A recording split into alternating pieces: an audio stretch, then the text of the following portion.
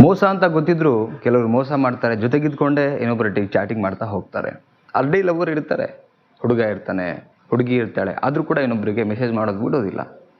So message ಮಾಡ್ತಾ ಮಾಡ್ತಾ ಒಂದಿನ ಕೈ ಕೊಟ್ಟೇ ಹೋಗಿಬಿಡ್ತಾರೆ, ರೈಟ್? ಸೊ ಆ ಟೈಮಲ್ಲಿ ಬಿಟ್ಟು ಹೋಗಿರ್ತಕ್ಕಂಥ ಲವ್ವರ್ನ, ಪ್ರೀತಿನ ಮತ್ತೆ ಪುನಃ ಒಪ್ಕೋಬೇಕಾ? ತುಂಬ ಹಚ್ಕೊಂಡ್ಬಿಟ್ಟಿರ್ತೀವಿ, ನಿಜವಾದ ಪ್ರೀತಿ ನಾವು ಮಾಡ್ತಾ ಇರ್ತೀವಿ, ಬಟ್ ಅವ್ರು ಇನ್ಯಾರೋ ಒಟ್ಟಿಗೆ ಓಡಿ ಹೋಗ್ಬಿಡ್ತಾರೆ. ಸೊ ಅಂಥ ಟೈಮಲ್ಲಿ ಏನು ಮಾಡಬೇಕು? ವಾಪಸ್ ಕರ್ಕೊಂಡು ಜೀವನ ಮಾಡಬೇಕಾ ಅಥವಾ ಬಿಟ್ಟು ಬದುಕಬೇಕಾ? ಬಿಟ್ಟು ಬದುಕುವಂಥ ಶಕ್ತಿನೂ ಕೂಡ ಇರಲ್ಲ. ಸೊ ಇದಕ್ಕೇನು ಕ್ಲಾರಿಟಿ? ಎಷ್ಟೋ ಜನಗಳ ಒಂದು ಮೈಂಡಲ್ಲಿ ಒಂದು ಕನ್ಫ್ಯೂಷನ್ ಇರುತ್ತೆ ಸ್ನೇಹಿತರೆ, ಅಲ್ವಾ? ಎಸ್ ಅನಿಸಿದರೆ ಕಾಮೆಂಟ್ ಸೆಕ್ಷನಲ್ಲಿ ಕಮೆಂಟ್ ಮಾಡಿ ಆ್ಯಂಡ್ ವಿಡಿಯೋನ ಕೊನೆ ತನಕ ನೋಡಿ. ಇದರ ಸ್ವಲ್ಪ ಒಂದು ಡಿಸ್ಕಷನ್ ಮಾಡ್ತಾ ಬರೋಣ, ಓಕೆ? ನಾನು ಯಾರ ಪರನೂ ಮಾತಾಡ್ತಿಲ್ಲ, ಇದಕ್ಕೆ ಏನು ಸೊಲ್ಯೂಷನ್ ಕೊಡಲಿಕ್ಕಾಗತ್ತೆ ಅನ್ನೋದ್ರ ಬಗ್ಗೆ ನಾನು ಡಿಸ್ಕಷನ್ ಮಾಡ್ತಾ ಇದ್ದೀನಿ. ಫಸ್ಟ್ ಆಫ್ ಆಲ್ ನೋಡಿ, ಆಲ್ರೆಡಿ ನಿಮ್ಮನ್ನು ಬಿಟ್ಟು ಹೋಗಿರ್ತಾರೆ. ಇಲ್ಲಿ ನಿಮಗೆ 2 ಆಪ್ಷನ್ಸ್ ಬರುತ್ತೆ. ಒಂದೇನು ಅಂತ ಹೇಳಿದ್ರೆ, ಅವರು ಬೇಕೇ ಬೇಕು ನಿಮ್ಮ ಲೈಫಲ್ಲಿ ಗೊತ್ತೋ ಗೊತ್ತಿಲ್ಲದೇನೋ ತಪ್ಪನ್ನು ಮಾಡಿಬಿಟ್ಟಿದ್ದಾರೆ. ಗೊತ್ತಿದ್ದು ಮಾಡಿದಾರೋ ಗೊತ್ತಿಲ್ಲದೇನೋ ಮಾಡಿದಾರೋ ಗೊತ್ತಿಲ್ಲ, ಆಲ್ರೆಡಿ ತಪ್ಪನ್ನು ಮಾಡಿದ್ದಾರೆ. ಅವ್ರು ನಮ್ಮ ಲೈಫಲ್ಲಿ ಬೇಕು ಅಂತ ನಿಮಗೆ ಅನಿಸಿದರೆ ಅವ್ರಿಗೆ ಅರ್ಥ ಮಾಡಿಸಿ ಆ ತಪ್ಪನ್ನು, ನೆಕ್ಸ್ಟ್ ಆ ತಪ್ಪು ಆಗದಂಗೆ ಅಡ್ಜಸ್ಟ್ ಮಾಡಿಕೊಂಡು ಬದುಕೋಕ್ಕೆ ಪ್ರಯತ್ನ ಮಾಡಿ. ಇದು ಒಂದೇ ಆಪ್ಷನ್ಸ್ ನಿಮಗೆ.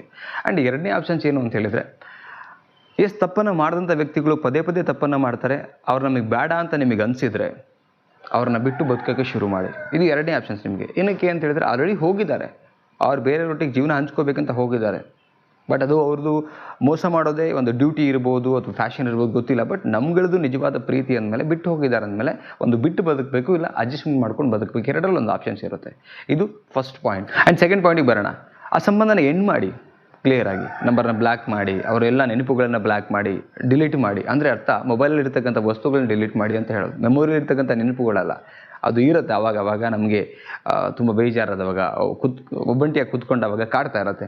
ಆದರೆ ಅವರು ನಮ್ಮನ್ನು ಬಿಟ್ಟು ಬದುಕ್ತಾ ಇದ್ದಾರೆ ಅಂದಮೇಲೆ ನಾವು ಕೂಡ ಅವ್ರನ್ನ ಬಿಟ್ಟು ಬದುಕಬೇಕು ಆ್ಯಂಡ್ ಹೊಸ ಜೀವನಕ್ಕೆ ಕಾಲಿಡಬೇಕು.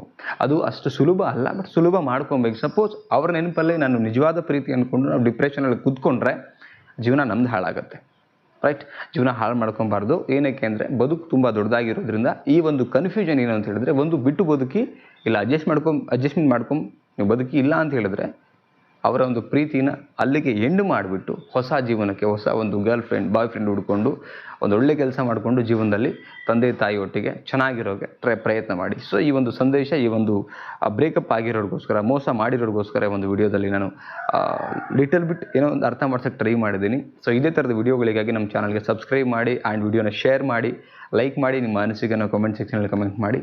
ಮತ್ತೊಂದು ವಿಡಿಯೋ ಒಟ್ಟಿಗೆ ಸಿಗೋಣ. Thank you.